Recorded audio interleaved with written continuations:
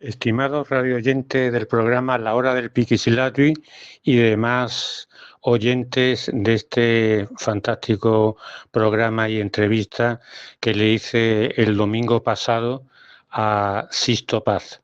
La verdad que hoy domingo, 4 de mayo, por la noche, me quedé un poco helado cuando vi en el programa de Cuarto Milenio de Iker Jiménez unas declaraciones de una chica del grupo Rama de Sisto Paz y la verdad que, bueno, me quedé un poco impresionado porque esta chica contaba que Sisto Paz y su grupo Rama, pues, en fin, como si fuera una secta que había sido violada y la verdad que, hombre, me parece un poco bastante fuerte sin haber invitado pues al fundador de este grupo.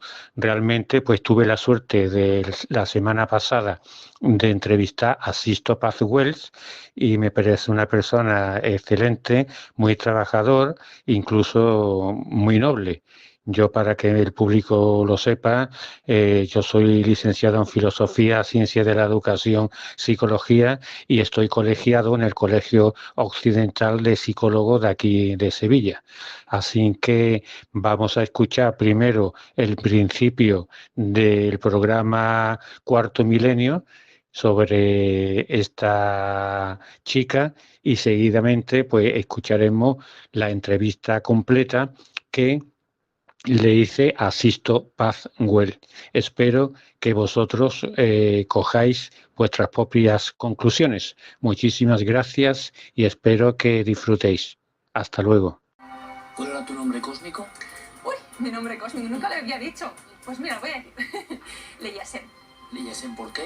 Leyasen me decían que yo venía de Venus y que yo tenía una misión de dar amor al mundo, entre otras cosas.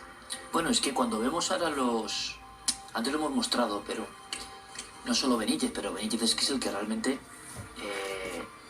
Vemos la Carta del Norte y vemos a toda portada lo que está pasando en Perú. Y lo que nadie esperaba, el libro vendió una barbaridad. Una cosa que parecía aparentemente increíble, ¿no? Un grupo de estudiantes peruanos de la universidad están en contacto con seres de otro mundo, que además traen toda esta filosofía. No es que usted vea una bola que pasa o un objeto, sino que esos otros tienen un mensaje para los que deben ser salvados si entienden este salto de conciencia. Nunca se vivió algo parecido, es decir, hemos visto en la hemeroteca, nunca se vivió algo parecido. Son los años 70, es un poco previo a lo que vive Alba, pero luego estas ramificaciones, durante los 80, prosiguen y continúan. Claro, ¿cómo acaba uno con eso? Es decir, tú nos has dado un retrato tan brutal.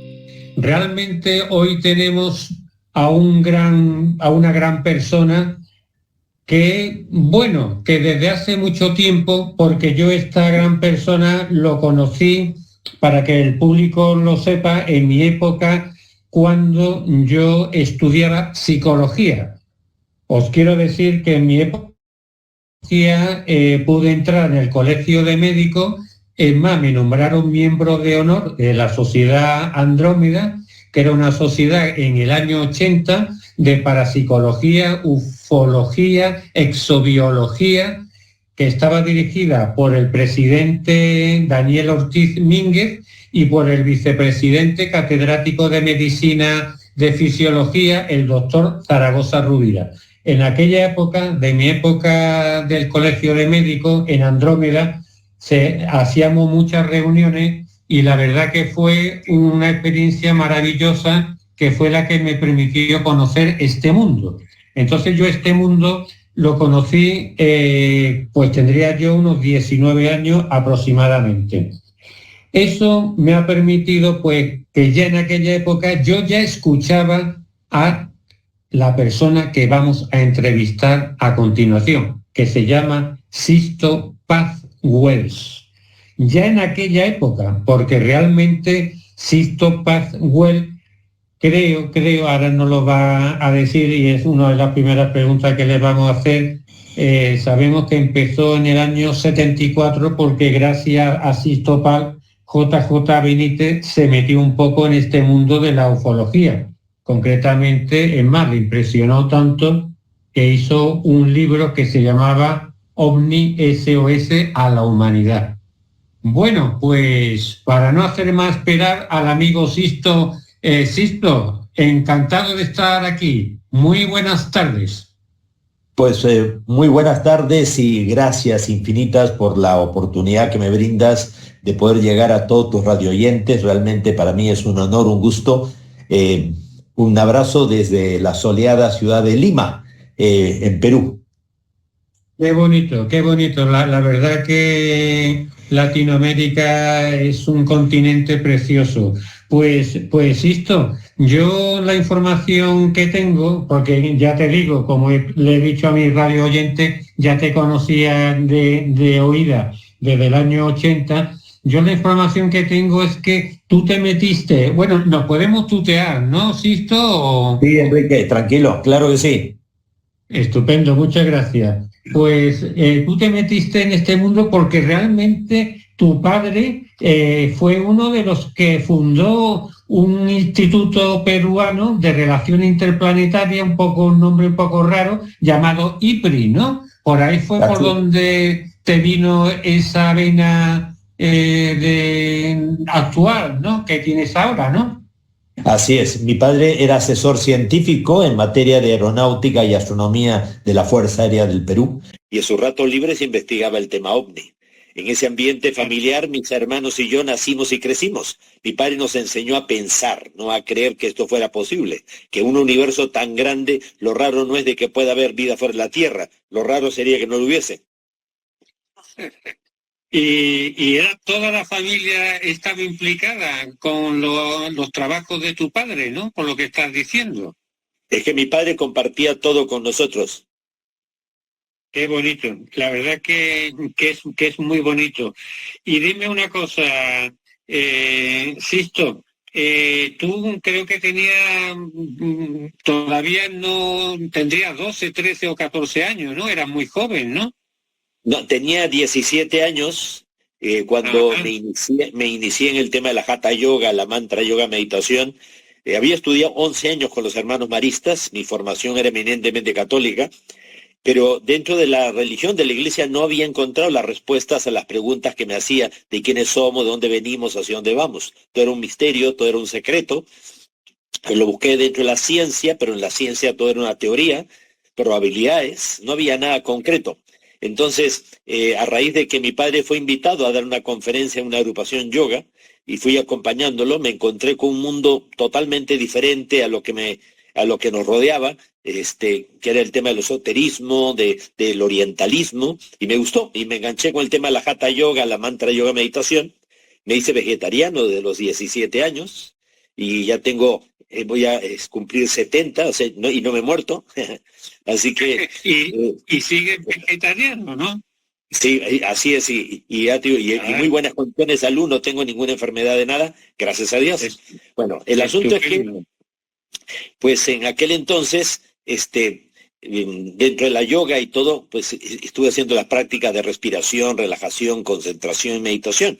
Y al año siguiente, en el año 74, salió una noticia en el diario más serio y conservador de Lima, el diario El Comercio, que decía que el gobierno norteamericano había implementado un proyecto llamado el proyecto OSMA, la versión antigua del proyecto SETI.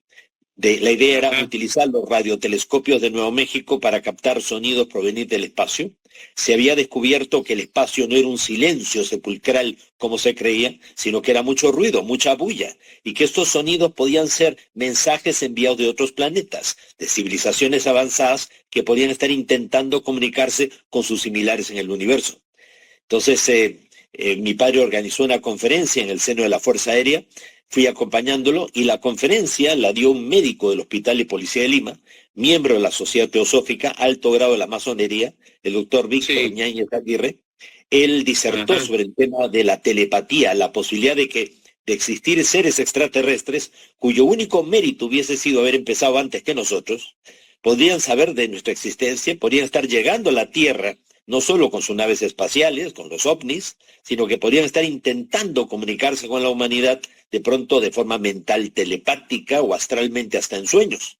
Entonces quedé fascinado con lo que dijo este doctor en la conferencia y de regreso a la casa le conté a mi madre y a mi hermana, con las que practicaba todo lo aprendido en la yoga, y se nos ocurrió, como jugando, la noche del 22 de enero del año 74, intentar recibir un mensaje telepático extraterrestre a través de las técnicas de la yoga, de respiración, relajación, concentración y meditación.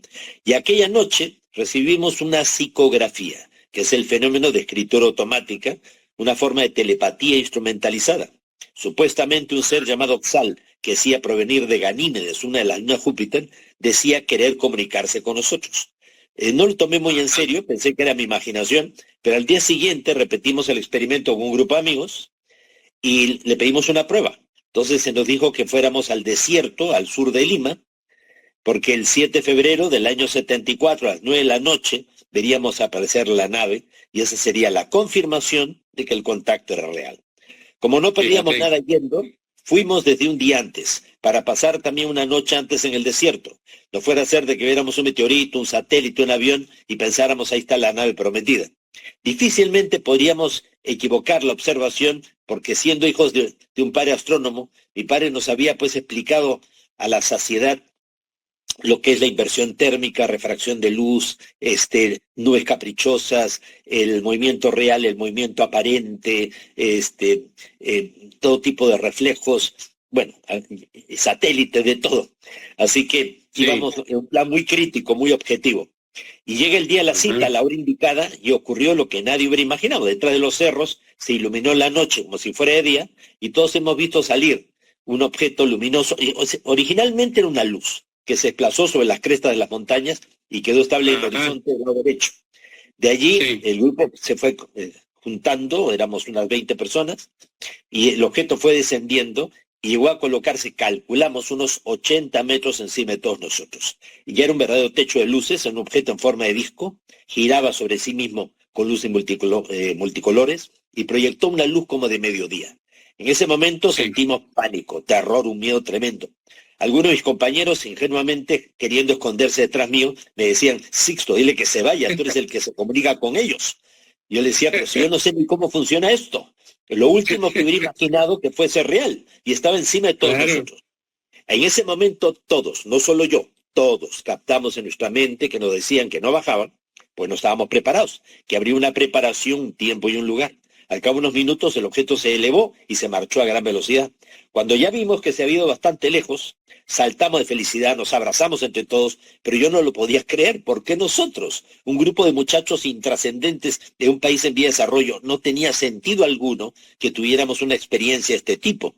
Llegamos a pensar ingenuamente también que como desde el espacio no se ve que los países sean diferentes colores, como aparecen en los mapas, ni se ven las líneas punteadas que los dividen. De pronto, pues ellos creían que habían bajado pues en Alemania o en Estados Unidos y se habían quedado a mitad de camino en el Perú. Así que de regreso a la casa, le contamos a mi papá, que era el científico, y él pensó que nos estábamos burlando de sus investigaciones. No nos tomó muy en serio. ¿Sí? Y entonces en esos días volvimos a intentar recibir un mensaje y pedirle a estos seres que le dieran una prueba a mi padre. Entonces, a regañadientes, mi padre aceptó acompañarnos al desierto con un grupo de militares, y apareció detrás de los cerros un objeto en forma de cilindro. Ellos se habían llevado largavistas, prismáticos, telescopios, porque pensaban hacer una sesión de astronomía al aire libre, ya que estaban convencidos que no iban a ver nada. Estaban muy escépticos. Entonces, cuando aparece el objeto, mi padre quedó fuertemente afectado porque decía, caramba, no puede ser posible. Tantos años investigando el tema OVNI y al final estos seres vienen a tener contacto con mis hijos y no conmigo. ¡Qué injusto! Qué injusto. Fue una experiencia impresionante, primero para ti, porque eras un chaval, entonces eso te tuvo que impactar enormemente, ¿sabes? Naturalmente que sí. Claro, y tu padre como diciendo, hay que ver todos los años que he estado y ha sido mi hijo, así de fácil, el que ha conseguido lo que yo toda mi vida he estado intentando hacer. Increíble, vamos, increíble. Pero gracias a eso fue que mi padre dio a conocer a la agencia EFE de Noticias de España nuestra experiencia de contacto, porque ya te digo, si nosotros como un grupo de jóvenes nos hubiéramos acercado a la agencia EFE a contarle, mire, tenemos contacto con los extraterrestres, nos hubieran mandado a freír espárragos. Efectivamente, no nos hubieran tomado en serio. Perdona, eso creo que era lo que dice de la agencia EFE, creo que ocurrió en el verano del 74, una noticia que salió de la agencia EFE, ¿no? Así es, así es. Lo que ocurre es que mi padre de inmediato y los militares no dieron a conocer la información de que sus hijos o nosotros teníamos contacto, sino que guardaron silencio. Entonces el contacto fue evolucionando, llegamos a descender la nave, vimos físicamente a los tripulantes, seres antropomorfos, humanoides, cabeza, tronco, extremidades. El primer ser que nosotros vimos bajar de la nave medía como unos 2,5 metros de estatura, el pelo corto, un colocano platinado, parecía un nórdico, un escandinavo, y toda la comunicación fue mental, hacía gestos con las manos, la comunicación fue mental, pero nosotros le captamos con toda claridad que nos decía que son alrededor... Sí. Sí, cuando tú dices mental, ¿es lo que se llama normalmente telepatía o no? Telepatía, transmisión de pensamiento a distancia. Tú recibes la onda mental y tu cerebro automáticamente decodifica, interpreta, y tú como que escuchas en tu mente que te están hablando. Ahora, ¿cómo sabes tú que eso no es imaginación, que no es una suerte de delirio, esquizofrenia, o quién sabe qué? Pues la única forma es corroborarlo, verificarlo, y en el tema del contacto ovni es con los avistamientos anunciados previa cita. Entonces, por eso fue que nosotros pedimos la prueba y ya que apareció el ovni pudimos corroborar de que sí estaba funcionando esa comunicación psíquica. ¿Tú llegaste a tener miedo o a tener respeto? No sé, porque aquello parecía impresionante. Todas las variables del miedo que te puedas imaginar, lo sentimos, tanto mi persona como todo el grupo. No sé, no te puedo asegurar si nos orinamos los pantalones, pero realmente, y es que uno nunca sabe cómo va a reaccionar hasta que no llega a la situación.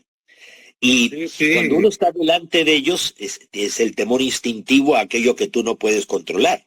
Pero el aura, el campo de energía, la vibra de estos seres y todo hace que inmediatamente entres en confianza y ya como que te olvidas del miedo que inicialmente tuviste.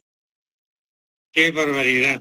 Eso fue tu primera experiencia y me imagino que al poco tiempo, porque sé que en el libro que yo leí primero de JJ Benítez, bueno, tú has escrito ya casi 20 y tantos libros, pero eso ya luego tocaremos ese tema, pero ese primer libro, ese comienzo que siempre, tú sabes que yo soy psicólogo, siempre me gusta ir a los orígenes de cómo una persona pues se mete en este mundo, ¿no? Claro, eso fue una experiencia maravillosa, pero lo que a mí yo creo que a los radioyentes les puede interesar es que si tú continuaste solo o formaste algún tipo de grupo, porque claro, luego hay por ahí lo que se llama la misión Rama, no sé si tiene algo que ver. Esa primera experiencia. Como te digo, la primera recepción de mensaje fue entre mi madre, mi hermana y yo. Al día siguiente éramos 20 personas intentando entre todos recibirlo nuevamente. La salida al campo fueron 20 personas. Y al mes ya éramos 8 personas, entre chicas y muchachos, que podíamos recibir las mismas respuestas a las mismas preguntas a través de la psicografía o la escritura automática. Entonces el grupo fue creciendo mucho, cada uno fue trayendo familiares, conocidos, amigos. Ya para junio del 74 éramos como unas 50, 60, 70 personas los que íbamos a cada salida, y gente de toda edad, de toda extracción social, había de todo, habían desde profesionales hasta estudiantes, de todo, hombres y mujeres. De pronto, estos seres nos dijeron en el mes de junio del 74 que a partir de la próxima salida fuéramos en grupos no mayores de 7 personas, grupos de afinidad y de sintonía, preparándonos para lo que sería la experiencia del contacto físico. O sea, al grupo como que no le gustó mucho que nos dividiera en grupos pequeños, pero donde manda capitán no manda marinero, por algo será. Así que me tocó estar en el primer grupo de 7, fuimos en el auto que le prestó el papá a uno de los muchachos, llegamos al desierto, al sur de Lima, dejamos el auto y de ahí teníamos que caminar como unos 2 kilómetros hasta un lugar que le llamábamos La Mina, una cantera de grava abandonada. Y como es a campo traviesa, terreno irregular, eran por lo menos unos 10 a 15 minutos para llegar hasta ese sitio. Y habíamos tenido avistamientos en ese lugar, así que empezamos a caminar. Estaba conversando con un compañero al lado, le hago una pregunta, no me contesta, y de pronto aparezco pues 2 kilómetros delante de todos, ya en la mina, en el lugar al que debíamos llegar. Como yo no podía explicarme este extraño caso de teletransportación, lo primero que pensé fue en darme la vuelta y regresarme corriendo por donde nosotros habitualmente veníamos, buscar a los demás y que me explicaran qué había ocurrido. Empiezo a correr y veo que detrás de una colina cercana había un resplandor de luz. Entonces pensé que eran los muchachos con sus linternas.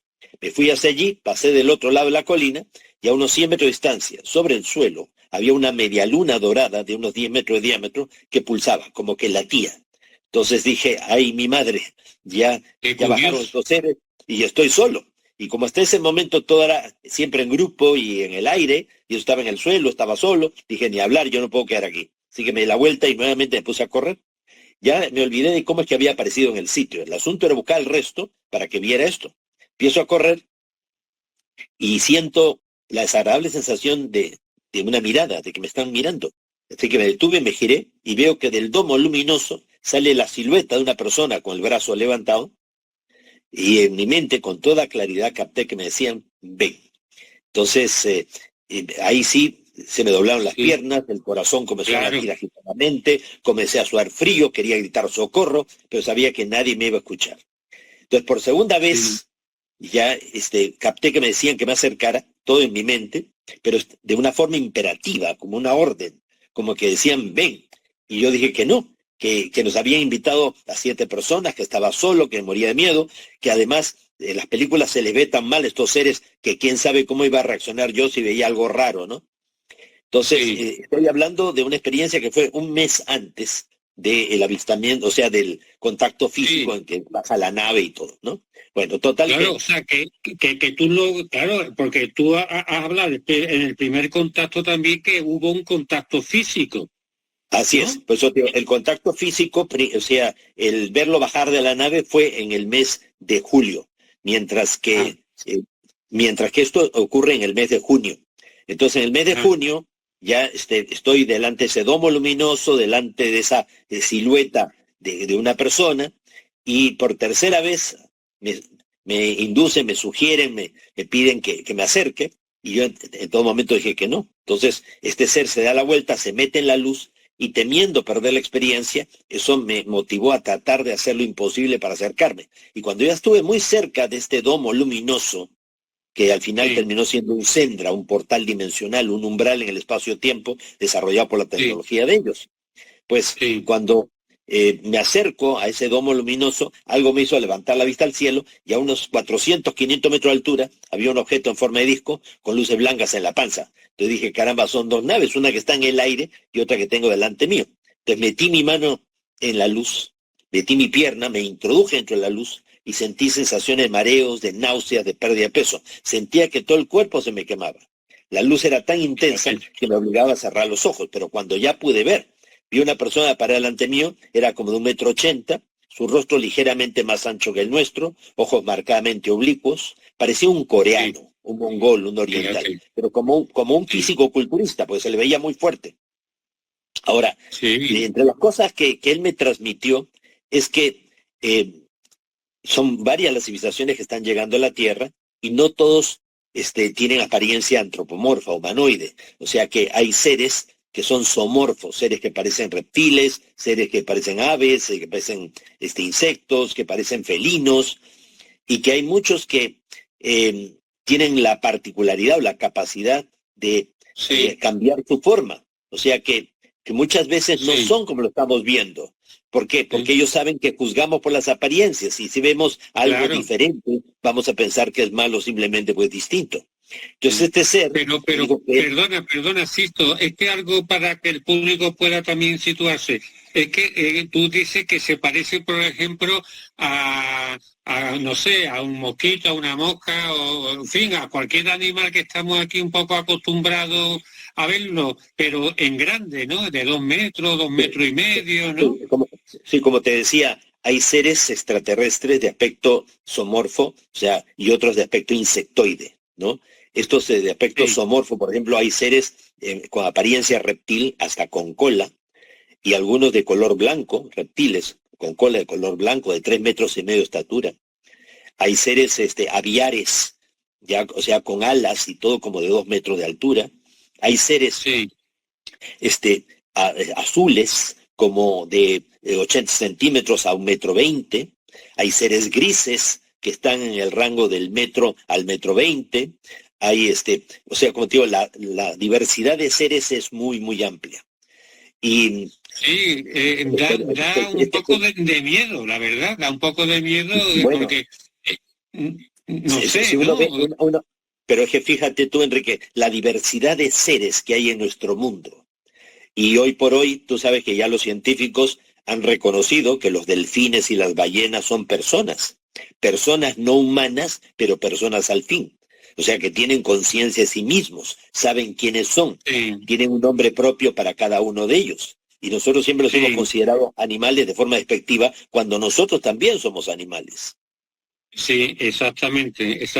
Hay un libro muy interesante de Conrad Lorenz, Comportamiento Animal, Comportamiento Humano, y es verdad lo que tú dices, pero eso es un campo interesantísimo. Pero dime una cosa, ¿tú crees, Sisto, que estos seres todos vienen del espacio, o hay algunos que ya viven aquí en la Tierra, o que están en la Atlántida, Antártida? No sé, habla un poco de ellos, de dónde vienen, que si vienen bien, si vienen mal, ¿le podemos tener miedo o todo lo contrario? No sé, hablan un poco de ellos.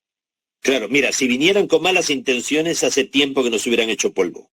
O sea que la mayoría de estos seres son bien intencionados y no permiten que lleguen aquí a la Tierra civilizaciones malintencionadas. Cuando se habla de abducciones, de secuestro, de cosas, es parte de la política de intoxicación informativa que han implementado ciertos gobiernos para desalentar a la gente, para que no investigue pues estos temas, ¿no? Entonces, no es cierto realmente de que estén secuestrando, aduciendo, manipulando a la gente. O sea, el problema realmente no son los extraterrestres que están llegando afuera de la Tierra. El problema son extraterrestres que fueron deportados y exiliados hace miles de años atrás, después de verdaderas guerras de galaxias que tuvieron como escenario neutral de sus batallas nuestro mundo.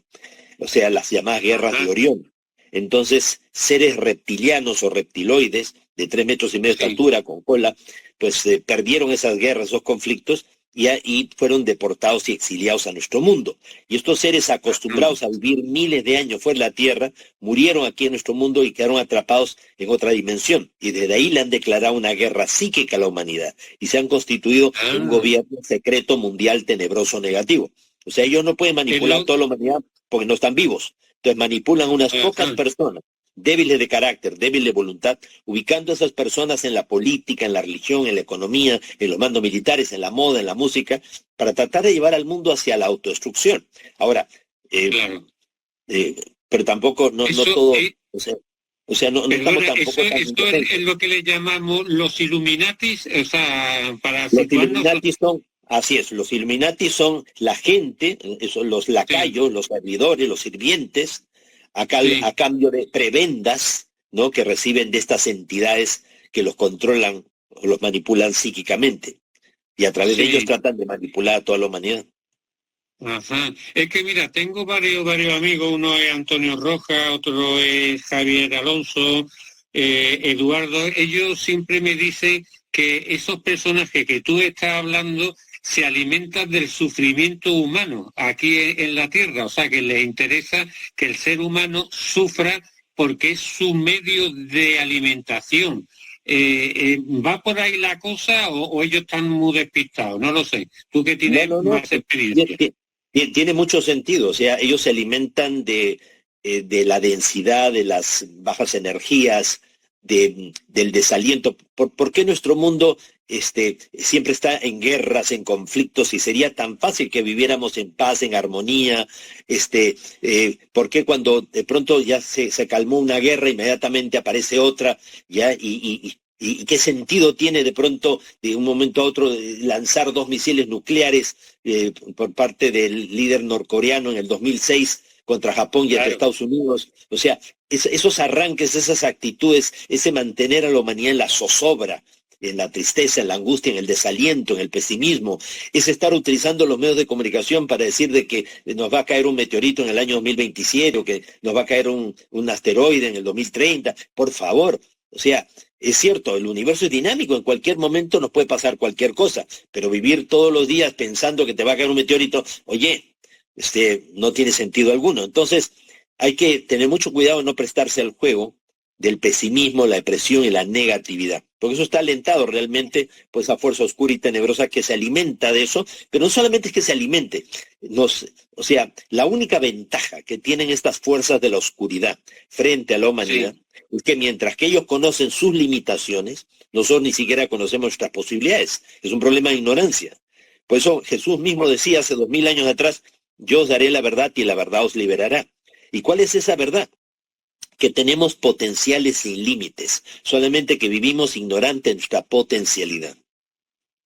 Sí, y si muchas personas nos unimos con una misma intención, o sea, nada nos resultará imposible. ¿Tú recuerdas cuando se estaba anunciando que para el 2012 se había malinterpretado la profecía de los mayas diciendo que venía el fin del mundo, que hasta la NASA, hasta la NASA declaró de que se venía la más terrible tormenta solar, que dentro de la escala iba a ser la más poderosa, si iba a ocurrir en el 2012? Entonces, el 11 del 2011, cientos de miles, millones de personas a nivel mundial nos unimos en oración, en meditación, para tratar de crear una masa crítica, un estado mental colectivo positivo que pudiera revertir el futuro planetario. Y es que las profecías, según los extraterrestres, no han sido dadas para que se cumplan, sino para que no se cumplan. Siempre es advertir para corregir. Que si el futuro fuera inexorable, ¿dónde estaría lo más sagrado que el ser humano ha recibido de Dios, que es el libre albedrío? Entonces, el 2011, se juntaron millones de personas a nivel mundial, oramos, meditamos, todo el mundo, ya para tratar de contrarrestar, neutralizar todo lo que había sido anunciado que podía ocurrir en el año 2012. Y entre los días, ellos quieren jugar con la negatividad para que nosotros tengamos miedo. ¿Es una forma de manipularnos? Así es, claro que sí. O sea, a través del miedo, del desaliento, del pesimismo, de la negatividad, el ser humano no termina de desarrollar todo el potencial que tiene. Entonces, el 2011, se reunió tanta gente, se logró una masa crítica significativa, y entre los días 5 y 6 de marzo del año 2012 se produjo la más terrible tormenta solar. La peor de las pesadillas de la NASA se cumplió. Se esperaba que la onda de choque llegara a Tierra en 24 horas y friera el planeta. ¿Y qué fue lo que pasó? Nada. ¿Y qué dijeron los científicos después de un estudio exhaustivo y un análisis profundo? Que habíamos tenido buena suerte. O sea, porque no podían explicarse por qué no pasó nada. Por eso, si toda la gente se une, ya, con una actitud mental positiva, todo se puede revertir. Claro. Es muy curioso porque siempre nos han dado, no sé, un poco de que nos mete mucho miedo. Ahora el último miedo, que tenemos que comprar un kit de supervivencia, como si el mundo se acabara pronto. Me acuerdo en el año 2017 también, que mandaban cartas aquí en Europa, que había que comprar mucha comida. Es decir, ¿qué es lo que están pretendiendo esos seres que de tú alguna manera estás comentando de que son los que están dirigiendo a los políticos? ¿Qué es lo que pretenden? ¿Qué es lo que ellos quieren de nosotros? Bueno, primeramente, ya tú has visto, la política en Estados Unidos siempre ha sido, primero meterle miedo con los indios, luego le metieron miedo con las brujas, luego le metieron miedo con los negros, luego le metieron miedo ya con los mexicanos, después le metieron miedo con los árabes, luego meterle miedo con los extraterrestres, meterle miedo con los alemanes o con los japoneses. O sea, la idea siempre es meterle miedo a la gente, porque a través del miedo controlas. Entonces, y detrás del gobierno norteamericano está pues los Illuminati, el gobierno secreto mundial tenebroso negativo, obviamente, ¿no? Entonces, lo que pretenden realmente es que el ser humano no desarrolle su potencial, que no descubramos cuál es la misión que tenemos como colectivo. O sea, hay todo un plan cósmico somos un experimento sociológico, antropológico, metafísico, extraterrestre. Fuimos seleccionados para llevar a cabo en este planeta un proyecto muy especial, crear las condiciones para que surgiera una civilización bajo un patrón de evolución diferente al de los extraterrestres, que termine enseñándoles a ellos cosas que ellos han olvidado o han descuidado. Entonces, por eso han permitido también que ese grupo de seres indeseables, ¿ya? Sí. Estén realmente aquí en nuestro planeta deportados y haciéndonos la vida imposible, porque a toda fuerza se le opone otra contraria de igual intensidad. Entonces, tú, todos estos años que por mis cálculos llevas más de 40 años metido en estos temas, ¿a ti qué es lo que te han enseñado estos seres? ¿Qué te han enseñado a fecha de hoy, viéndolo retrospectivamente también? ¿Qué te han enseñado? Bueno, primeramente son 51 años que estoy en este tema, ¿ya? Y lo que me ha enseñado de que vivimos en un universo sin límites. El único límite es nuestra ignorancia. Y que tenemos potenciales sin límites, solamente que vivimos ignorantes de toda esa potencialidad. Que no estamos solos, que hay muchísimas civilizaciones que están pendientes de lo que el ser humano puede llegar a ser. Es cierto de que la presencia de ellos siempre es una señal de esperanza, de que si ellos lograron sobrevivir y pasar etapas de crisis de crecimiento como la que estamos nosotros viviendo en la actualidad, no tenemos por qué pensar que nos vayamos a destruir. Si ellos lo lograron, ¿por qué nosotros no? Pero también ellos vienen a aprender o a recordar a través nuestro cosas que ellos han olvidado o han descuidado. Porque no hay nadie, por muy sabio que sea, que no tenga algo que aprender. Y nadie, por muy humilde que sea, que no tenga algo que enseñar. Así que es como, mira, cuando un grupo de antropólogos, etnólogos o sociólogos se van a una tribu perdida al Amazonas. Entonces, y le hacen un seguimiento a un grupo de personas no contactadas que viven como el ser humano hace 100.000 años atrás, desnudos, alimentándose en los árboles. Uno dice, ¿qué pueden aprender estos científicos de esta gente primitiva? Pues esta gente primitiva no padece de cáncer, no padece de estrés, de depresión. Esa gente no abandona a la familia, no mata a la pareja. Entonces, al final habría que preguntarse quién tiene que aprender qué de quién. Claro, efectivamente. Es que es muy curioso, Sisto, porque tú antes hablaste, bueno, que por lo general son bien, tal y cual, pero mi suegro, José María de las Cuevas, me comentó una experiencia que tuvo, que fue a un sitio, se fijó en unas vacas, a la vuelta, esas mismas vacas que había visto pastando, todas estaban como si le hubieran chupado la sangre. Entonces, claro, él me comentó que eso era lo que, se quedó impresionado, no se lo creía. Ya a partir de ese momento ya cree en todos estos aspectos que la gente de alguna manera piensan que los que creen en esto estamos colgados, ¿no? Pero perdona, Enrique, la pregunta, ¿en qué año fue lo de tu suegro? Mira, lo de mi suegro, si puedo recordar, fue en el 2011. 2011, perfecto. Tú sabes que tú sabes que a fines de los años 70 el gobierno norteamericano tuvo que enfrentar varios juicios de parte de medios de comunicación, de parte de investigadores, exigiendo que liberara información considerada clasificada sobre el tema OVNI. El gobierno liberó documentos clasificados, pero todos tachados, tachada la fecha, quién iba dirigido, quién lo firmaba, o sea, no se podía leer nada. Entonces, esa es la época en que aparece un señor llamado Whitley Strieber, y otro llamado Bob Hawkins, ¿no? Entonces, Whitley Strieber afirma de que él había sido abducido, secuestrado por extraterrestres, que lo violaban, que lo violentaban, que le hacían de todo.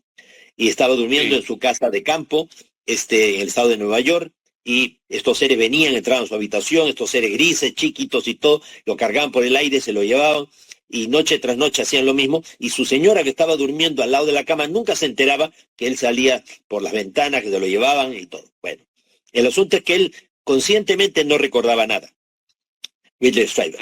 Pero Bob Hawkins, un amigo suyo, le hace una regresión hipnótica porque ve que está como muy atormentado el hombre, ya le hace una regresión hipnótica y revela que está siendo abducido, secuestrado, manipulado. Poca gente, o sea, él después escribió un libro que fue bestseller y salió hasta una película, Communion. Bueno, poca gente reparó en el hecho de que el señor Whitley Strieber, antes de contar su experiencia, él ya se dedicaba como guionista de películas de ciencia ficción y de terror de Hollywood. O sea que su profesión era esa. O sea, inventarse historias de ciencia ficción y de terror. La revista Más Allá de España lo entrevistó 4 años después del bestseller, ya, y le preguntaron, señor Strieber, ahora que han pasado 4 años desde que usted escribió su libro y que ha creado toda una paranoia, una psicosis colectiva, donde la gente cree que en cualquier momento va a ser abducida, secuestrada por los extraterrestres, ¿qué piensa usted de su experiencia? Y eso está en la revista Más Allá. Él dice, bueno, ya no estoy seguro si lo viví o me lo imaginé. Bueno, el asunto es que Bob Hawkins también escribe su libro. Él fue el que le hizo la regresión hipnótica.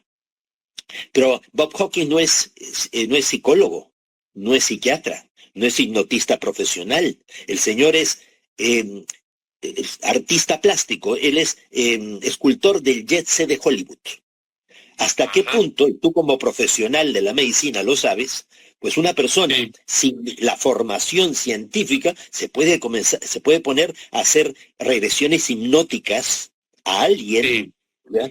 Y develar, y hasta hacer grupos de terapia, y él le hace terapia a gente en Estados Unidos haciendo regresiones hipnóticas cuando el señor ni siquiera pues es psicólogo, ¿no? Ni hipnotista profesional. O sea, verdaderamente para que veas el nivel en el que se ha estado moviendo todo esto. Entonces, una de las formas que tiene el gobierno norteamericano, como te digo, de crear toda una psicosis, una paranoia, alejar a la gente de investigación seria, ya es el tema del chupacabras, el tema del ganado mutilado.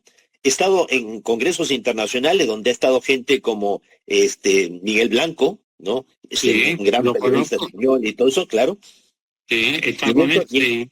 Así es, y en estos congresos que se ha tocado el tema de las abducciones, los secuestros, la mutilación de ganado y todo, la conclusión siempre es que pocos días antes que aparezca el ganado mutilado, se han estado sobrevolando la zona, se han visto helicópteros negros que por la descripción son los típicos Cobra o Apache norteamericanos. Entonces, qué conveniente, ¿no? Qué conveniente que aparezca ganado mutilado, ya, para echarle la culpa a los extraterrestres. Imagínate tú, un extraterrestre que cruza millones de kilómetros del universo para venir y llevarse pues el lomo gratis, llevarse no tiene sentido. No tiene sentido, la comida del mes a costa de los ganaderos. Pero aparte hay que ser tonto, porque imagínate el extraterrestre, ya secuestra o se lleva la sangre o los órganos del animal y deja el resto del animal en el suelo para que todo el mundo sepa que fueron los malos los extraterrestres. Eso me hace recordar la comedia de la Pantera Rosa, en donde siempre el delincuente dejaba su guante, ¿no? Con el Pink Panther, ¿no? Para que todo el mundo supiera de que era la Pantera Rosa la que había hecho el delito. Entonces, ¿tú crees que un extraterrestre no tendría la tecnología para desintegrar lo que queda del animal o lanzarlo al espacio o lanzarlo a 70 millas náuticas de tal manera que nunca nadie encontraría ese ganado y al final terminaríamos pensando que fueron ladrones de ganado los que se lo llevaron? No, lo dejan allí a propósito para que vean que qué malos son los extraterrestres, por favor. ¿Tú recuerdas la película Encuentro de la tercera fase de Steven Spielberg? En el año 78 o 79, sí. O sea, para asustar a la gente, ya tiraron ganado mutilado en la carretera, ¿te acuerdas y todo? Y todo era una invención del gobierno. Sí, me acuerdo perfectamente. Pues yo pero hay que tener mucho cuidado. Sí, es curioso porque estas abducciones, hay un psiquiatra que se llama John, ahora no recuerdo su apellido, ahí está, John Mack, él que era un psiquiatra normal, pero claro, empezó a hacer hipnosis con pacientes suyos, claro, le contaban una serie de historias que se quedaba impresionada, y claro, estos pacientes le contaban cómo cogían estos seres, estos entes, y se los llevaba, y la verdad que este hombre se hizo especialista. Sí, Enrique, yo he hecho un seguimiento de toda la historia de John Mack, psiquiatra de Harvard, premio Pulitzer, ¿ya? A él lo contrata la CIA para que investigue el tema de las abducciones con la finalidad de meterle miedo a la gente. Entonces John Mack, como era un profesional, se pone a investigar los casos, y él por la televisión, está el programa de la televisión, lo puedes encontrar tú allí en YouTube. Ya él dice, después de haber escrito mucho sobre el tema, de haber investigado mucho, me doy cuenta de que estaba equivocado. El tema de las abducciones es más un tema místico y espiritual, en donde las personas, en vez de sufrir realmente, han recibido hasta beneficios de estos seres. Salió del programa de televisión, salió a la calle, y un automóvil se subió a la vereda, lo persiguió, lo atropelló, lo aplastó contra el muro y lo mataron. Porque lo asesinaron. Así es, porque no hizo lo que querían que hiciera, que era que metiera miedo a la gente. Fíjate. Hay mucho asesinato de esos tipos. Yo recuerdo, no sé tú si lo has investigado, un tal Schneider, que era geólogo, que hizo bases subterráneas norteamericanas, vio en una de ellas que abriendo una fosa encontró una ciudad llena de extraterrestres, y aquello fue impresionante, y a partir de ahí cambió su vida, empezó a dar conferencias, pero no le dejaban las conferencias, y a la tercera apareció ahorcado con el cable del teléfono. No sé si has escuchado este hecho, que es histórico, que no es un rollo, sino este hombre, Schneider. Muy interesante. Bueno, no has escuchado nada, ¿no? No, sí he escuchado, claro que sí. Ya, ahora, ya te digo, de todas maneras, a lo largo de estos 51 años he tenido también muchas presiones, mucha acechanza, pero si no me han matado, si no me han eliminado, es porque saben que el contacto del que formo parte es verdad, y que quieren, y siempre han querido ver hasta dónde llega y qué provecho le pueden sacar. He tenido el alto honor de dar 2 conferencias en las Naciones Unidas en Nueva York. He sido también invitado por el Senado de los Estados Unidos a Washington, por senadores como Robert Menéndez y el senador Pascrell, ya eso en el 2014, ya, y ¿qué te digo? Y nunca ha faltado por ahí llamaditas o mensajes o acechanzas, pero ya te digo, aquí estamos todavía después de 51 años. Hombre, yo te digo una cosa, mi mujer, que es una gran admiradora tuya de hace mucho tiempo, siempre hemos hablado sobre ti y tal, que dice que eres una persona muy humana, muy empática, que tienes un gran conocimiento profundo, pero claro, yo con mi estudio científico, yo sé que tú tienes muchos enemigos. Yo, por ejemplo, hay uno, no sé si te lo recuerda, un tal Jacques Vallée, era un astrofísico que se metía un poquito contigo, ¿no? Porque como si le diera coraje que tú fueras un contactado, ¿no? Bueno, de todas maneras, Enrique, mi papá me decía, mira, que hablen bien, que hablen mal, pero que hablen. Eso significa que estás haciendo algo. ¿Ya? Así que, y tú vas a ver que en las redes sociales y todo, tengo muchos detractores, mucha gente que se da el trabajo de escuchar mis conferencias, de hacerme un seguimiento para después criticarme. Ya, pues esta gente dice, Sixto Paz es un charlatán porque siempre repite lo mismo, con punto y coma. Es que no puedo cambiar el relato después de tantos años, y más aún cuando he involucrado a tanta gente. Ahora, la ventaja que te digan de que eres una persona que repite siempre lo mismo, es que nadie va a poder acusarte ahora de que estás variando el discurso en función de los últimos descubrimientos de la ciencia. Nosotros, o sea, mi persona y el grupo del que formo parte, dijimos de que en Ganímedes, que es una de las 9 de Júpiter, habían océanos tan grandes como los de la Tierra, y eso lo tengo publicado desde los inicios del contacto, hace como 50 años. ¿Ya? ¿Y tú llegaste a ir a Ganímedes, Sixto? ¿Tú llegaste? A través del CENDRA, a través de ese portal dimensional, estuve allí en Ganímedes entre 4 y 5 días, y cuando volví a través de la luz y del portal, habían pasado escasos 15 minutos aquí. Entonces, esta experiencia fue interesante porque esto salió publicado en un capítulo completo del primer libro de Juan José Benítez, OVNIS SOS a la Humanidad, y 3 años después, el 25 de abril de 1977, un cabo del ejército chileno, el cabo Armando Valdés del regimiento Huamachuco, en la localidad de Putre, en el norte de Chile, estaban con un grupo de soldados ahí desde madrugada, cuando de pronto ven que desciende una luz en una colina. El cabo Valdés le dice a los soldados, cúbrame, voy a ver de qué se trata, y él penetra en el interior de la luz, y cuando sale de la luz, 15 minutos después, tenía la barba crecida de varios días, y el reloj en el fechador adelantado en 5 días. O sea, la misma experiencia que habíamos tenido nosotros, pero 3 años después. Fíjate, impresionante. ¿Cuál ha sido tu última experiencia que has tenido? ¿Cuál ha sido? ¿Hace poco o hace muchos años?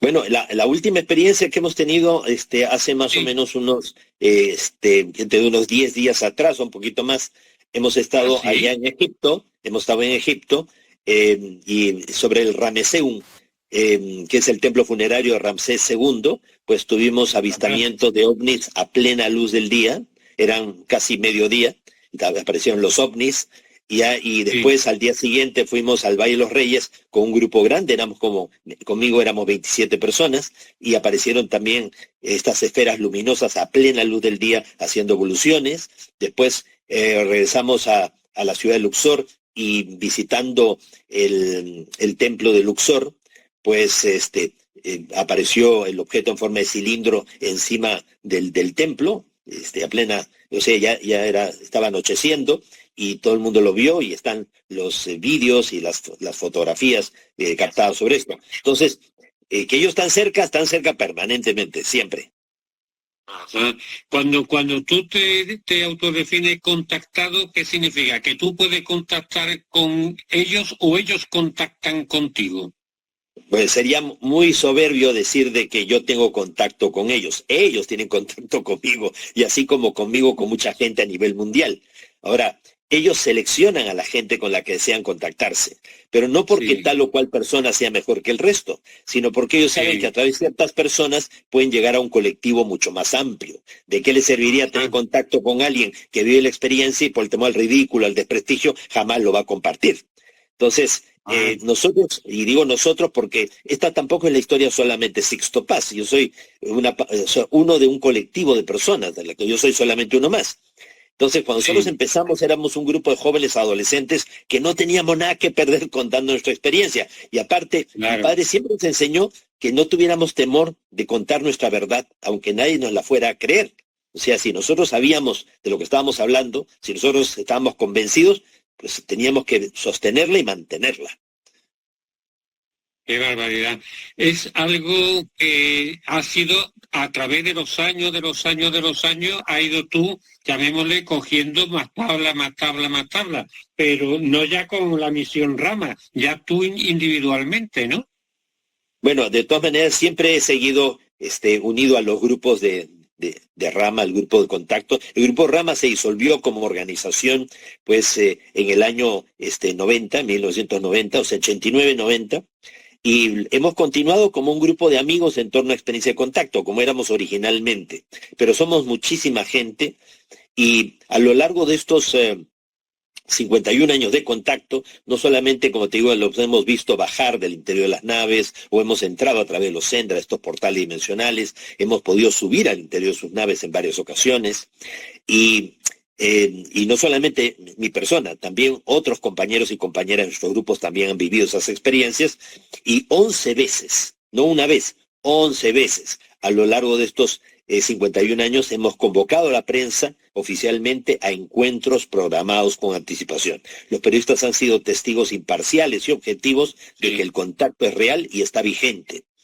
Y digo 11 veces oficialmente, pero ha habido otras 8 veces en donde los periodistas no los hemos invitado, se han invitado solos, se han enterado de que estábamos nosotros en salida y nos han acompañado a estos encuentros, y ya que estaban con nosotros, pues ni bien los hemos aceptado. Por ejemplo, en el año 2009 nos encontrábamos en un campamento en Rasal, en el Pirineo aragonés, y de pronto llegó Ángeles Macua de Telemadrid, su camarógrafo Ángel Valcárcel, y también son de Radio Nacional de España, y su sonidista.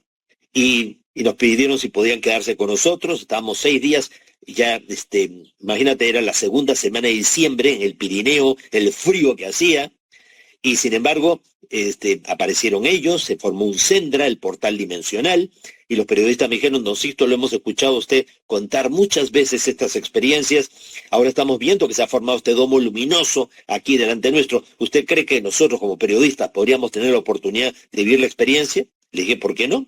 Y los 3 periodistas, Ángeles Macua de Telemadrid y Radio Nacional de España, su camarógrafo Ángel Valcárcel y su sonidista, los 3 entraron dentro del domo luminoso, estuvieron 15 minutos dentro, cuando volvieron, pues se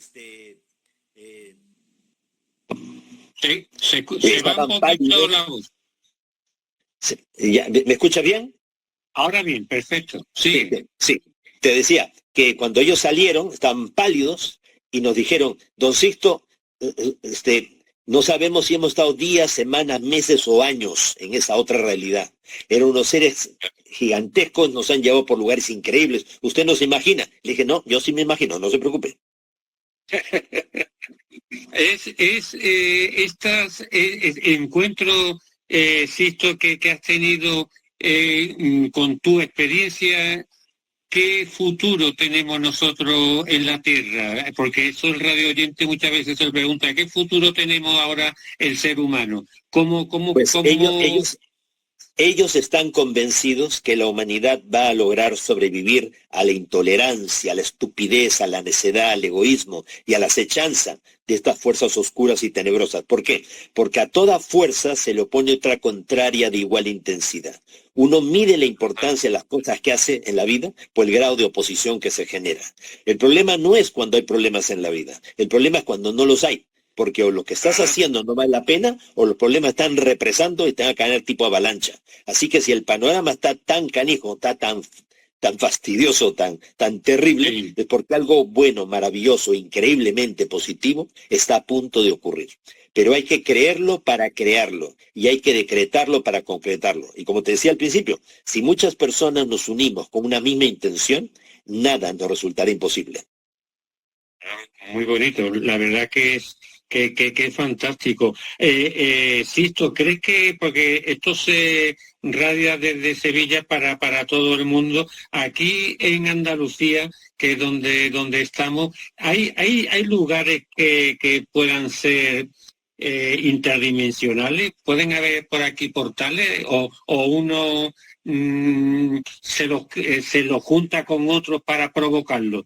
No sé si me explico bien. O sea, claro que sí. O sea, tú puedes abrir portales entre las dimensiones, el ser humano tiene ese potencial, por eso no es extraño que ocurran fenómenos de poltergeist, entre otros. Ajá. Pero hay lugares, por ejemplo, la zona de Antequera, ahí cerca de Málaga, sí. El Torcal, son zonas pero extraordinarias para vivir experiencias paranormales y de contacto extraterrestre. O sea, realmente son lugares muy mágicos. Esa parte de Antequera.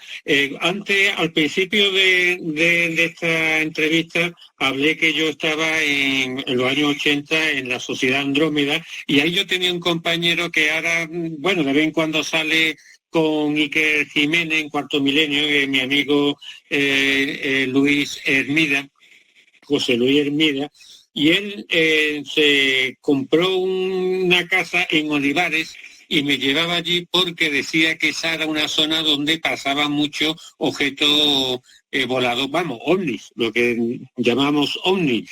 Pero yo pienso, Sixto, que siento cuando yo voy de viaje a algún sitio que paso por sitios que hay algo.